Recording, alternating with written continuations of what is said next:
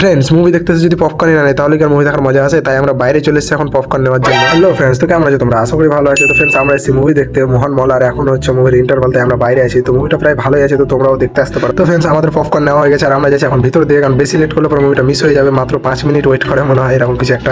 তো फ्रेंड्स আমাদের মুভি দেখা কমপ্লিট। এখন আমরা এক্সিবিশনে পার হয়ে যাচ্ছি। দেখো কি বলবো, মুভিটা অনেক সেই ছিল। ভালো অনেক কমেডি, যেমন কমেডি একটু বেশি আছে, তেমনি অ্যাকশন সেই একদম সেই, মানে কম্বিনেশনটা এমন করেছে তাহলে ফিল্ম মিস করা যাবে এরকম ব্যাপার হয়ে যাবে। আমরা এখন সিনেমা হল থেকে বেরিয়ে এলাম, আমার মুভি দেখা হয়ে গেল। তো ব্যাকগ্রাউন্ডে দেখছি আরো সবাই মুভি দেখার জন্য যাচ্ছে, আর তার সঙ্গে 3 ঘন্টা পর বেরিয়ে এলাম। তো দেখো কত ভিড় হয়ে গেছে এখানে, অনেকটাই ভিড় হয়ে গেছে, কেন কি এখন ইভিনিং টাইম হয়ে গেছে, সবাই আরো মুভি দেখার জন্য আসছে। আমরা এখন বহরমপুরে একটা শুনশান জায়গায় আছি, যেখানে কেউ নেই, একদম শুনশান, পুরো রাস্তাটাই শুনশান। তো এখন আমরা যাচ্ছি আফজলের জন্য চশমা বানানোর জন্য একটা সানগ্লাসের দোকান, আর আমরা মোহনমল থেকে বেরিয়ে গেছি, চলে এসেছি।